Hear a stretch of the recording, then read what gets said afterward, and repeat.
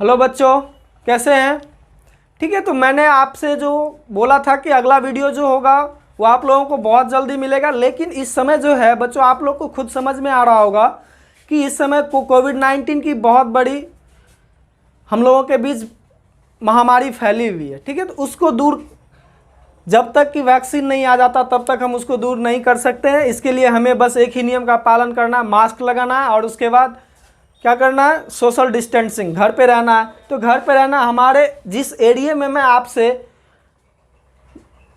आपका जो वीडियो दे रहा हूँ, ठीक है, जिस एरिया में मैं अपना वीडियो बना के आप लोगों को डाल रहा हूँ वह एरिया सील किया हुआ है इस समय, लेकिन फिर भी आप लोगों को क्या कर रहे हैं, हम वीडियो डाल रहे हैं। ठीक है, ताकि आप लोगों को प्रॉब्लम ना हो। तो ठीक है, तो हम लोग देखते हैं आज जो है हम जो आप लोगों को बोले हुए थे कि अगला वीडियो मेरा होगा कूलम्ब्स लॉ पर। ठीक है, तो कूलम्ब्स लॉ से पहले छोटा सा एक टॉपिक है, उसको हम लोगों को पढ़ना बहुत ज़रूरी है। तो छोटा सा टॉपिक जो है उसका नाम है क्वार्क मॉडल। अब क्वार्क मॉडल है क्या, ये चीज़ हमको समझना है बच्चों। क्वार्क मॉडल जो होता है कि हमें पहले से पता है बच्चों कि एटम मतलब परमाणु जो होता है वह किससे मिलके बना होता है। आप लोगों को केमिस्ट्री में बताया गया होगा या 10th में पढ़े होंगे या बेसिक में पढ़े होंगे। क्या परमाणु जो होता है वह 3 मौलिक कण से मिलके बना होता है। तो पहला होता है इलेक्ट्रॉन, दूसरा प्रोटॉन और तीसरा न्यूट्रॉन। आज हम लोग देखेंगे, उनको भी तोड़ के देखेंगे। ठीक है, उनको भी हम लोग तोड़ के देखेंगे, मतलब इलेक्ट्रॉन को भी तोड़ना है, प्रोटॉन को भी तोड़ना है और न्यूट्रॉन को भी तोड़ना है। ठीक है बच्चों, कोई प्रॉब्लम? अगर यदि प्रॉब्लम है तो बताइए बच्चों। ठीक है, तो आज हम लोग देखते हैं क्वार्क मॉडल को। क्वार्क मॉडल में ज़्यादा कुछ है नहीं, बस 2 मिनट में आपका क्लियर क्वार्क मॉडल। ठीक है, तो क्वार्क मॉडल देखिए, वर्तमान समय अभी जो समय चल रहा है उसमें इलेक्ट्रॉन, प्रोटॉन, न्यूट्रॉन को भी बांटा गया है। कितने भागों में? 6 भागों में बच्चों बांटा गया है। और वह 6 भाग जो है वह सिर्फ 2 कण मिलके बना होता है, 2 क्वार्क मिलके बना होता है। एक होता है अप क्वार्क और दूसरा होता है डाउन क्वार्क। कौन सा? एक अप क्वार्क, दूसरा डाउन क्वार्क। तो देखिए, हम लोग देखते हैं जैसा कि आप लोग कमेंट बॉक्स में कमेंट किए थे बच्चों कि सर हम लोग कॉपी कलम लेके बैठे हैं। तो हाँ बच्चों, मैं जो बोल रहा हूँ आपको वह कॉपी पे नोट करना है और उसको समझना है, वीडियो को लास्ट तक देखना है और शेयर भी अपने दोस्तों को भी देना है। ठीक है, क्योंकि इस समय अभी कोविड-19 है। चलिए हम लोग देखते हैं क्वार्क मॉडल को। तो देखिए, इलेक्ट्रॉन सबसे पहला अप क्वार्क जो होता है, यह कितना, अप क्वार्क का वैल्यू होता है +2/3 इलेक्ट्रॉन के बराबर होता है। क्या चीज़? Up quark. और डाउन क्वार्क जो होता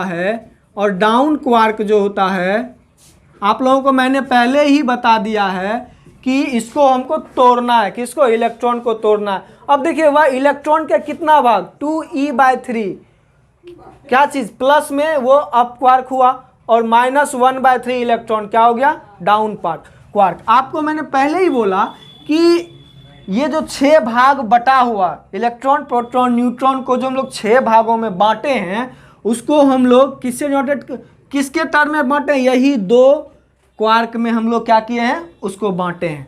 ठीक है, तो अप क्वार्क का वैल्यू होता है 2/3 इलेक्ट्रॉन +2/3 और डाउन क्वार्क का होता है -1/3 इलेक्ट्रॉन। ठीक है, तो अब हम लोग देखते हैं इलेक्ट्रॉन का। ठीक है, इलेक्ट्रॉन को हम लोग कैसे बांट सकते हैं या बांटा गया है। इलेक्ट्रॉन का जो फॉर्मूला होता है वह होता है 3D। कितने बराबर होता है? 3D, मतलब 3 डाउन क्वार्क के बराबर होता है। तो देखिए, 3 डाउन क्वार्क के जो बराबर होता है, तो इसको हम लोग क्या चीज़ लिख सकते हैं, D+D+D लिख सकते हैं बच्चों। कोई दिक्कत? D+D+D, कोई दिक्कत नहीं।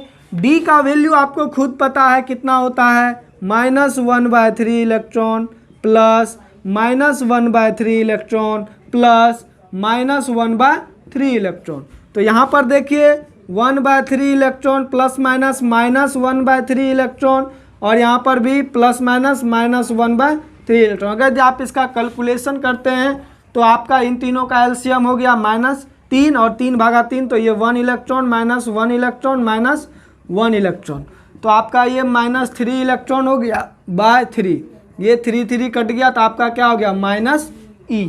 अब देखिए इलेक्ट्रॉन पर कौन सा चार्ज, माइनस चार्ज, क्या आपको प्रूफ हो गया ये फॉर्मूला से। मतलब यह इलेक्ट्रॉन जो है कितने डाउन क्वार्क मिलके बने होते हैं, 3 डाउन क्वार्क मिलके बने होते हैं। ठीक है बच्चों, कोई दिक्कत नहीं है। तो अब हम लोग देखते हैं प्रोटॉन पर। प्रोटॉन, ठीक है, प्रोटॉन का फॉर्मूला अब मेरे पास क्या होगा। ठीक है, प्रोटॉन का फॉर्मूला होगा मेरे पास, एक सेकेंड बच्चों। तो प्रोटॉन का जो फॉर्मूला होगा वह कुछ नहीं है, सिंपली वे में है। और न्यूट्रॉन का फॉर्मूला क्या होगा तो हम लोग उसको भी देख लेते हैं। ठीक है, तो न्यूट्रॉन का क्या होगा, U + 2D, U + 2D, और इसका होगा 2U + D, क्या होगा 2U + D, इसका U + 2D। ठीक है बच्चों, कोई दिक्कत नहीं है। अब हम लोग देखते हैं, अब यहाँ पर 2 डाउन क्वार्क 2 अप प्रोटॉन जो मिलके बना होता है, आपको पता है प्रोटॉन पर कौन सा चार्ज, पॉजिटिव चार्ज, और इस पर 0 चार्ज। आप लोग को मैंने पहले ही बता दिया था न्यूट्रॉन पर कौन सा चार्ज पाया जाता है, कोई चार्ज नहीं चाहता, वो उस पर चार्ज 0, और प्रोटॉन पर पॉजिटिव चार्ज पाया जाता है। अब हमको यहाँ से देखना है क्या पॉजिटिव आता है, ये इसका फॉर्मूला है बच्चों, इसको याद रखिएगा। और यह कितने अप क्वार्क मिलके बने हैं, 2 अप क्वार्क और 1 डाउन क्वार्क मिलके बने हैं। ठीक है, तो कोई दिक्कत नहीं। अब हम लोग इसको कैलकुलेट करते हैं, इसको क्या लिख सकते हैं, U + D लिख सकते हैं बच्चों। तो U + D, U का वैल्यू होता है +2/3 इलेक्ट्रॉन, +2/3 इलेक्ट्रॉन, और इसका +-1/3 इलेक्ट्रॉन। अब देखिए ये कितना होगा, इन सभी का LCM हो जाएगा 3 होगा, सॉरी एक स्टेप और बढ़ा देते हैं ताकि आपको समझने में प्रॉब्लम ना हो। ठीक है, तो ये 2/3 इलेक्ट्रॉन +2/3 इलेक्ट्रॉन ±-1/3 इलेक्ट्रॉन। तो ये देखिए इसका LCM 3 हो गया, 2 इलेक्ट्रॉन + 2 इलेक्ट्रॉन, ये -1 इलेक्ट्रॉन। कोई दिक्कत बच्चों नहीं है। ये 2 2 4 इलेक्ट्रॉन -1 इलेक्ट्रॉन बाय 3, तो ये हो जाएगा 3 इलेक्ट्रॉन बाय 3, 3 3 कट गया, क्या इलेक्ट्रॉन पर कितना पॉजिटिव चार्ज आया, आ गया ना। तो समझ में आया बच्चों प्रोटॉन पे हम लोग कैसे चार्ज क्रिएट कर सकते हैं। अब देखते हैं न्यूट्रॉन पे, कोई दिक्कत नहीं है बच्चों। अब हम लोग देखते हैं न्यूट्रॉन पे। न्यूट्रॉन जो मिलके बना होता है वह U + 2D, मतलब 2 डाउन क्वार्क और 1 अप क्वार्क मिलके बने होते हैं। तो ठीक है, तो हम लोग देखते हैं इसको, अप का वैल्यू क्या हो, इसको हम क्या लिख सकते हैं बच्चों, देखिए D + D लिख सकते हैं इसको। तो U का वैल्यू कितना होता है, +2/3 इलेक्ट्रॉन, इसका -1/3 इलेक्ट्रॉन +-1/3 इलेक्ट्रॉन। तो इसको हम लोग देखेंगे तो ये +2/3 इलेक्ट्रॉन -1/3 इलेक्ट्रॉन, ये -1/3 इलेक्ट्रॉन, तो ये हो जाएगा LCM 3 हो जाएगा। ये +2 इलेक्ट्रॉन -1 इलेक्ट्रॉन -1 इलेक्ट्रॉन, तो ये दोनों जुड़ जाएगा, और जुटने के बाद ये +2 इलेक्ट्रॉन -2 इलेक्ट्रॉन बाय 3, अब ये क्या हो जाएगा 0/3, तो इसका वैल्यू बच्चों 0। ठीक है, इस तरीके से हम लोग क्वार्क मॉडल को बांट के हम लोग देख लिए, ये क्वार्क मॉडल था। ठीक है, तो क्वार्क मॉडल में समझ में आया ना बच्चों। वर्तमान समय में जो है इसको 6 भागों में बांटा गया है। अब 6 भागों में जो बांटा गया है यह सिर्फ 2 मौलिक कण मिलकर बना होता है, जिसको हम लोग अप क्वार्क बोलते हैं, एक डाउन क्वार्क बोलते हैं। अप क्वार्क का वैल्यू कितना होता है बच्चों 2/3 इलेक्ट्रॉन, और डाउन क्वार्क का -1/3 इलेक्ट्रॉन। ठीक है, तो इलेक्ट्रॉन का जो फॉर्मूला होता है वह 3D के बराबर होता है, प्रोटॉन का फॉर्मूला 2U + D होता है, और न्यूट्रॉन का U + 2D होता है। तो इस तरीके से मैंने इसको कैलकुलेट करके आपको दिखा दिया कि इलेक्ट्रॉन पर माइनस चार्ज और प्रोटॉन पर प्लस चार्ज और न्यूट्रॉन पर 0 चार्ज होता है, कोई चार्ज नहीं होता है बच्चों। ठीक है, तो अब हम लोग आगे देखते हैं कूलम्ब्स लॉ को। ठीक है, तो बच्चों कूलम्ब्स लॉ को पढ़ते हैं, ये बहुत ज़्यादा इंपॉर्टेंट है, आप लोग को पढ़ना इसी वीडियो में है कूलम्ब्स लॉ को। ठीक है, तो कूलम्ब्स लॉ को ही हम लोग क्या बोलेंगे, कूलम्ब्स फोर्स या इलेक्ट्रिक फोर्स, क्या बोलेंगे उसको, इलेक्ट्रिक फोर्स। तो बच्चों क्या पढ़े हम लोग अभी अभी तुरंत, क्या पढ़े, क्वार्क मॉडल। ठीक है, तो अब हम लोग देखते हैं अगला जो है यह कूलम्ब्स लॉ है। ठीक है, ये क्या है, कूलम्ब्स लॉ। बहुत ही ज़्यादा बच्चों इंपॉर्टेंट है। क्यों इंपॉर्टेंट है, इसकी महत्ता क्यों है इस चैप्टर में, क्योंकि इन्हीं पर सारा फॉर्मूला मेरा डिपेंड करेगा। अभी जो है इस चैप्टर में जो होगा लगभग सारे फॉर्मूले किस पर डिपेंड करेंगे, ये इन्हीं पर, कूलम्ब्स के नियम पर। क्योंकि कूलम्ब्स नियम ने क्या दिया, कूलम्ब ने क्या दिया है कि वो बोल रहा है कि जब दो चार्जेस कुछ दूरी पर रखे गए हैं, ठीक है, तो उनके बीच लगने वाले अट्रैक्शन या रिपल्सन फोर्सेस को ही हम लोग क्या बोलेंगे, इलेक्ट्रिक फोर्स बोलेंगे या फिर कूलम्बियन फोर्स बोलेंगे। ठीक है, मतलब दो आवेशों के बीच लगने वाले बल को, वह बल कौन हो सकता है बच्चों, वह बल हो सकता है प्रतिकर्षण बल भी हो सकता है या फिर अट्रैक्शन मतलब आकर्षण बल भी हो सकता है। तो उनको ही हम लोग क्या बोलेंगे बच्चों, कूलम्बियन फोर्स या फिर इलेक्ट्रिक फोर्स, या उसका तीसरा नाम है इलेक्ट्रोस्टैटिक्स फोर्स। तीसरा नाम उसका क्या है, इलेक्ट्रोस्टैटिक्स फोर्स। तो हम लोग देखते हैं कूलम्ब्स लॉ को।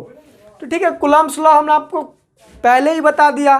कूलम्ब क्या दिए हुए हैं, उन्होंने बताए कि दो आवेशों के बीच, दो आवेशों को क्या किया, पहले उन्होंने दो आवेश को ले लिया, पॉइंट चार्ज को लेने के बाद वह क्या किया, उनको कुछ दूरी पर रखा। ठीक है, तो वो जैसे हम लोग एक फिगर के माध्यम से देखते हैं, यहाँ मान लीजिए पॉइंट ए है और ये मान लीजिए पॉइंट बी है। ठीक है, इस पॉइंट ए पर +1 क्यू चार्ज रखा हुआ है, यहाँ पर -q चार्ज रखा हुआ है बच्चों। तो ये +q चार्ज और ये -q चार्ज एक दूसरे से मान लेते हैं कितने डिस्टेंस पर है बच्चों, ये आपका r डिस्टेंस पर है। कितना डिस्टेंस पर बच्चों, r डिस्टेंस पर ये दो चार्जों को रखा गया है। तो ये रखा जो गया है इनके बीच, अब हमको यहाँ से प्रॉपर्टीज ऑफ चार्ज से हमको पता लगेगा कि इनके बीच आकर्षण होगा या प्रतिकर्षण होगा। मैंने प्रॉपर्टीज ऑफ चार्ज में बता दिया था, different charges are attraction each other and same charges are repulsion each other. मतलब डिफरेंट चार्ज मतलब असमान आवेश एक दूसरे को क्या करते हैं, आकर्षित करते हैं, और समान आवेश रहने पर एक दूसरे को क्या करेंगे, प्रतिकर्षित करेंगे। यहाँ देखिए बच्चों क्या होगा आप लोगों का, ये आपका होगा अट्रैक्शन, ये इधर बल लगाएगा और ये इधर बल लगाएगा।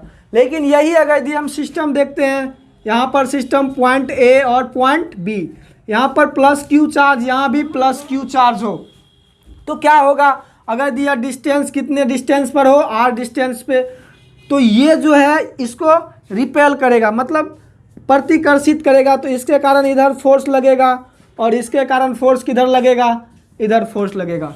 ठीक है, तो ये इन पर फोर्स लगाएगा, कौन सा, प्रतिकर्षण, ये प्रतिकर्षण तो बाहर, ये भी प्रतिकर्षण बल लगाएगा तो बाहर।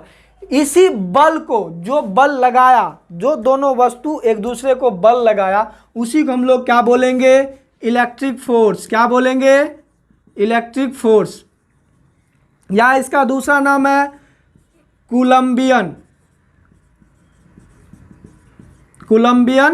फोर्स, या इसी का तीसरा नाम है इलेक्ट्रोस्टैटिक्स फोर्स। ठीक है बच्चों, ये तीन नाम से इसको हम लोग जानते हैं। आप लोगों को क्वेश्चन में पूछ देगा, find the electric force between two charges Q1 × Q2 distance between r metre. तो वहाँ से आप लोग को फॉर्मूला निकालेगा, क्योंकि इसी से हमको वो फॉर्मूला प्राप्त होगा। तो हमको चाहे वहाँ पर हमको बोले इलेक्ट्रिक फोर्स निकाल लें या कूलम्बियन फोर्स निकाल लें या फिर इलेक्ट्रोस्टैटिक्स फोर्स निकाल लें, तीनों का एक ही फॉर्मूला होगा। तो ठीक है, अब हम चलते हैं फॉर्मूला की ओर। फॉर्मूला की ओर चलने से पहले हम लोग एक बार और इसको रिपीट कर लेते हैं, कूलम्बियन फोर्स को या या फिर इलेक्ट्रोस्टैटिक्स फोर्स को या इलेक्ट्रिक फोर्स को हम लोग क्या कर लेते हैं, एक बार और उसको रिवाइज कर लेते हैं। कहता है कि दो आवेशों के बीच लगने वाले आकर्षण या प्रतिकर्षण बल को ही हम लोग क्या बोलेंगे, इलेक्ट्रोस्टैटिक फोर्स या इलेक्ट्रिक फोर्स या कूलम्बियन फोर्स। ठीक है बच्चों, यहाँ तक क्लियर। अब हम लोग चलते हैं स्टेटमेंट ऑफ कूलम्ब्स लॉ पर। ठीक है, तो स्टेटमेंट ऑफ कूलम्ब्स लॉ। अब हम लोग चलते हैं स्टेटमेंट ऑफ कूलम्ब।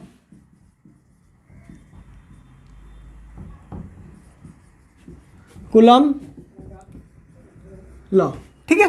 तो स्टेटमेंट का जो कथन है, किसका, कूलम्ब का जो कथन है वह क्या बोलता है, पहला उसका स्टेटमेंट है बच्चों कि वो बोल रहा है कि जब 2 पॉइंट चार्ज कहाँ हो, एक दूसरे से कुछ दूरी पर स्थित हो, तो उनके बीच आकर्षण या प्रतिकर्षण बल जो लगता है वह किसके प्रोपोर्शनल होता है, मतलब किसके समानुपाती होता है, वह उन दोनों आवेशों के गुणनफल के समानुपाती होता है। क्या होता है बच्चों, उनके बीच जो लगा अट्रैक्शन या रिपल्सन वह किसके बराबर होगा, उन दोनों आवेशों के गुणनफल के समानुपाती होगा। इस वर्ड को लिख लीजिएगा, मैंने फिर आपको बता रहा कि इसका जो पहला स्टेटमेंट, आप कॉपी पे इसको नोट कीजिए बच्चों। इसका जो पहला स्टेटमेंट है वो बोल रहा है कि दोनों आवेशों के बीच लगने वाले आकर्षण या फिर प्रतिकर्षण बल उन दोनों आवेशों के गुणनफल के समानुपाती होता है बच्चों। ठीक है बच्चों, समझ में आया, ये पहला स्टेटमेंट था। तो वो जो पहला स्टेटमेंट है फ्रॉम, यहाँ लिखेंगे फ्रॉम फर्स्ट स्टेटमेंट, इसका पहला स्टेटमेंट है कि उनके बीच लगने वाले आकर्षण या प्रतिकर्षण बल जो है वह किसके समानुपाती होता है, mod of Q1 mod of Q2। ठीक है, तो यह इसका किसका है, फ्रॉम फर्स्ट स्टेटमेंट ऑफ किसका, कूलम्ब्स लॉ का। ठीक है, तो इसको हम लोग इक्वेशन 1 मान लेंगे। हम इसको फिगर के माध्यम से भी देख लेते हैं। एक यहाँ पर प्लस Q, यहाँ पर माइनस Q, ये पॉइंट A, ये पॉइंट B, ये डिस्टेंस कितना है, मान लीजिए R। इनके बीच अट्रैक्शन होगा बच्चों, होगा या नहीं होगा, क्योंकि प्लस माइनस है तो अट्रैक्शन होगा। ये इधर फोर्स लगाएगा और ये इधर फोर्स लगाएगा, दोनों एक दूसरे को क्या करेगा, अट्रैक्ट करेगा, क्योंकि अनलाइक चार्जेस हैं। तो ये देखिए, ये प्लस Q1, ये माइनस Q1। ठीक है, तो बच्चों अब हम लोग इसका सेकेंड स्टेटमेंट देखते हैं। फ्रॉम सेकेंड स्टेटमेंट मतलब क्या चीज, प्रथम कथन, इसका दूसरा कथन। ये दो कथन दिए थे इन दोनों आवेशों के बीच लगने वाले फोर्स के बारे में। कि पहला कथन क्या था, इन दोनों आवेशों के बीच लगने वाले बल, वह बल कौन हो सकता है, अट्रैक्शन हो सकता है या प्रतिकर्षण, आकर्षण या प्रतिकर्षण, वह जो होता है वह दोनों आवेशों के गुणनफल के समानुपाती होता है बच्चों। समझ में आया। अब हम लोग देखते हैं इसका दूसरा स्टेटमेंट। दूसरा स्टेटमेंट इन्होंने क्या दिया है कि उन दोनों आवेशों के बीच जो अट्रैक्शन या रिपल्सन यानी आकर्षण या प्रतिकर्षण बल लगेगा उन दोनों आवेशों के बीच, वो उनकी दूरी के वर्ग के व्युत्क्रमानुपाती होगा। दूरी के वर्ग के व्युत्क्रमानुपाती होगा बच्चों। मतलब F जो होगा वह किसके होगा, उसके दूरी के वर्ग के व्युत्क्रमानुपाती होगा बच्चों। ये इसको इक्वेशन हम लोग 2 मान लेते हैं। ठीक है, अब हम लोग लिखेंगे फ्रॉम 1 and 2 इक्वेशन 1 and 2 से। ठीक है, तो इसको हम लोग क्या चीज़ लिखेंगे, F बराबर F प्रोपोर्शनल क्या होगा, क्योंकि ये दोनों है तो ये दोनों भी ये गुना हो जाएगा, तो ये आपका क्या होगा, mod of Q1 mod of Q2 by R² होगा बच्चों। ये डिस्टेंस है R है, तो हम लोग आगे यहाँ पर हम लोग डिनोट कर लेते हैं बच्चों इफ़, या इसको हम लोग हिंदी में देखते हैं, यदि plus Q1 plus Q and minus Q is equal to क्या होता है, mod of plus Q mod of minus Q, ये क्या है, चार्ज है यानी आवेश। और R जो है वह Q1 और Q2 के बीच की क्या है, ये दूरी है बच्चों। और F इज इक्वल टू क्या है, इलेक्ट्रिक फोर्स यानी विद्युत बल। इसको हम लोग क्या बोलेंगे, विद्युत बल या कूलम्बियन फोर्स या इलेक्ट्रोस्टैटिक फोर्स में स्थिर वैद्युतिकी बल भी बोलेंगे और कूलम बल भी बोलेंगे और विद्युत बल भी बोलेंगे, ये इसका 3 नाम है। ठीक है, तो F इज इक्वल टू, अब हम लोग एक चीज़ जानते हैं बच्चों, अगर यदि हम लोग प्रोपोर्शनल का साइन हटाते हैं तो उसके लिए हमको कोई कांस्टेंट लेना पड़ता है, तो वो कांस्टेंट हम लोग प्रोपोर्शनल को हटा के हम लोग इक्वल लिए, तो वो कांस्टेंट क्या आ गया, के। क्या आ गया, K, Q1 into mod of Q2 by R square. ठीक है, यहाँ पर जो है जहाँ के इज इक्वल टू क्या है बच्चों, कूलम्स कांस्टेंट, कूलम्स कांस्टेंट बच्चों। अब इसका जो वैल्यू होता है, के का जो कूलम कांस्टेंट का वैल्यू होता है, कूलम्स ने जो वैल्यू दिया बच्चों वो है 1/4 पाई एप्सिलॉन नॉट। क्या है, 1/4 पाई एप्सिलॉन नॉट। और ये इसका जो मान होता है बच्चों, ये आप याद रखिएगा, इसका वैल्यू होता है 9 × 10⁹ न्यूटन मीटर स्क्वायर पर कूलम स्क्वायर। क्या होता है इसका यूनिट, इसका वैल्यू 9 × 10⁹ न्यूटन मीटर स्क्वायर पर कूलम स्क्वायर बच्चों। ये कूलम कांस्टेंट का वैल्यू है 9 × 10⁹ न्यूटन मीटर स्क्वायर पर कूलम स्क्वायर। तो एफ का, अब हम लोग या के का वैल्यू हम ये भी रख सकते हैं, तो एफ इज इक्वल टू मेरा क्या फॉर्मूला आ गया बच्चों, 1/4 पाई एप्सिलॉन नॉट, और यहाँ पर क्या हो जाएगा, Q1 into Q2 by R square. ये हम अगर जनरली फॉर्म में इसको फार्मूला तौर पे लिखें तो एफ इज इक्वल टू है, यहाँ पर F is equal to formula आ जाएगा 1/4 pi epsilon not Q1 into Q2 by R square. अब इसका एसआई यूनिट हम लोग जैसा कि जानते हैं, फोर्स का एसआई यूनिट क्या होता है बच्चों, न्यूटन, तो इसका भी यहाँ पर क्या होगा, न्यूटन ही होगा। ठीक है, तो कूलम्स बल, कूलम बल या फिर विद्युत बल, इसका एसआई यूनिट क्या होगा, वह न्यूटन में ही निकलेगा। किसमें बच्चों, न्यूटन में निकलेगा। अब हम लोग देखते हैं इसका एसआई यूनिट किसका, के का। ये के क्या है, कूलम कांस्टेंट, इसका भी एसआई यूनिट होगा बच्चों। तो हम लोग देखते हैं आखिर वो हम एसआई यूनिट हम निकालते हैं कैसे। हमने तो यहाँ लिख दिया है, उसका यूनिट होता है न्यूटन मीटर स्क्वायर पर कूलम स्क्वायर, लेकिन इसको निकालना कैसे है बच्चों, अब हम लोग उसको सीखते हैं। ये स्टेटमेंट ऑफ गॉस थ्योरी था, sorry statement of Coulomb's law था। ये बहुत ही ज़्यादा इंपॉर्टेंट है बच्चों, इसी पर सारा फॉर्मूला बेस्ट है। आपको ये फॉर्मूला याद रखना है, क्या, एफ इज इक्वल टू क्या होता है, 1/4 पाई एप्सिलॉन नॉट। ठीक है, तो बच्चों ज़्यादा टेंशन लेने की ज़रूरत है नहीं, आप आसानी से उसको देखिए, समझिए, कोई दिक्कत नहीं है। अब हम लोग देखते हैं SI unit of, SI unit and dimension of Coulomb's constant. क्या देखते हैं बच्चों, SI unit of Coulomb's constant, जिसको हम लोग किस नोटेट करते हैं बच्चों, के से। SI unit of coulomb constant.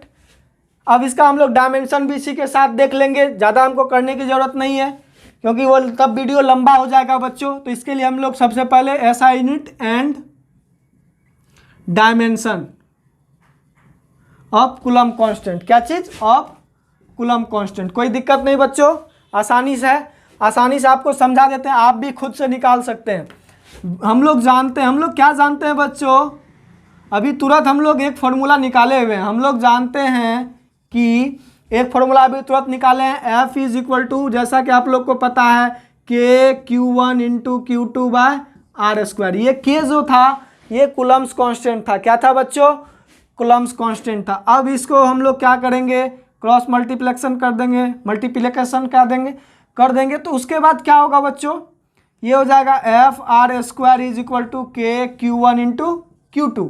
अब यहाँ पर k इज इक्वल टू क्या निकल जाएगा मेरा, क्योंकि हमको k बराबर निकालना है बच्चों, k बराबर आ जाएगा F R square by Q1 into Q2। तो यहाँ पर अब इसका देखते हैं एसआई यूनिट। क्या देखते हैं बच्चों, एसआई यूनिट ऑफ k। इसका क्या होगा, तो f का यूनिट क्या होता है, न्यूटन, और ये दूरी का r इज इक्वल टू, आपको मैंने पहले बता दिया था कि r क्या होता है, डिस्टेंस होता है किसके बीच, दोनों आवेशों के बीच। तो ये हो जाएगा आपका मीटर स्क्वायर, और ये कूलम इंटू कूलम। तो इसको हम लोग ऐसे लिखेंगे, न्यूटन मीटर स्क्वायर बटा कूलम स्क्वायर, या इसको दूसरे तरीके से लिख सकते हैं, न्यूटन मीटर स्क्वायर पर कूलम स्क्वायर।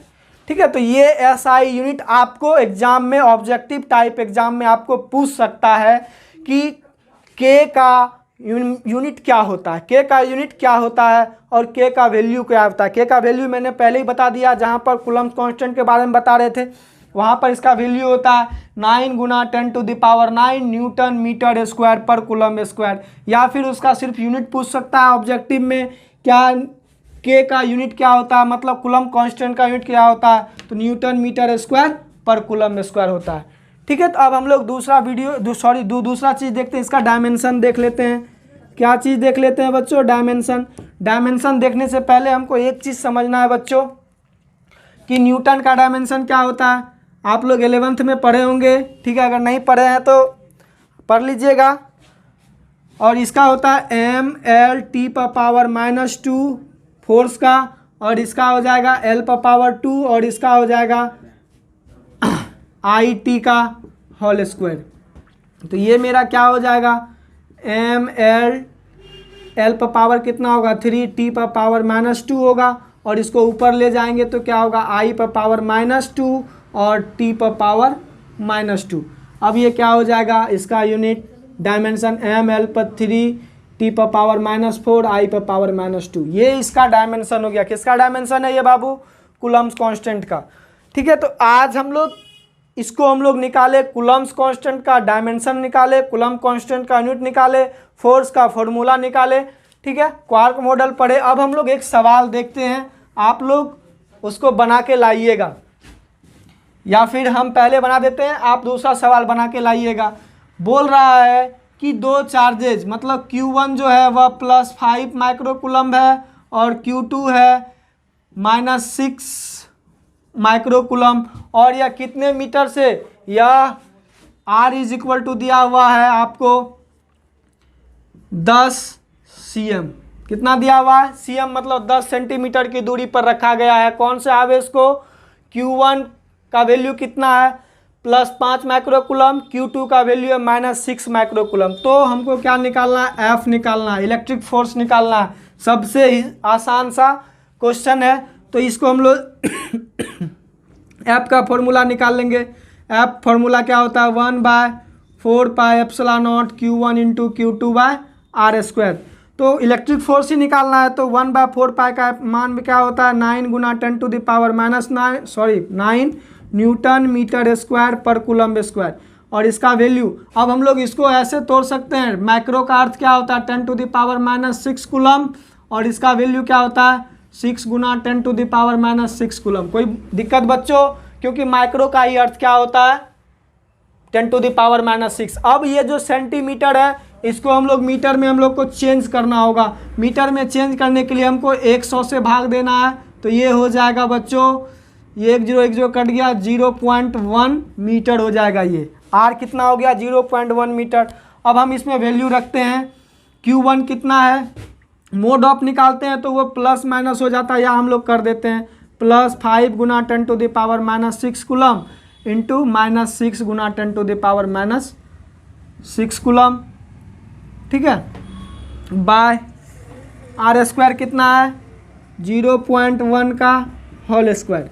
तो आपका ये देखिए क्या हो जाएगा 9 × 10⁹, ये मीटर स्क्वायर हो जाएगा, न्यूटन मीटर स्क्वायर पर कूलम्ब स्क्वायर। ये आपका हो जाएगा 5 × 10⁻⁻6 गुना 6 × 10⁻⁻6। ठीक है, तो आपका ये हो जाएगा, आपका गुना हो जाएगा 9 × 10⁻, कितना 5 गुना, ये नीचे में, नीचे हम कहाँ लिखे, नीचे में हो जाएगा 0.01। इसको तोड़ेंगे तो ऊपर में कितना से गुना होगा 10⁻2 से।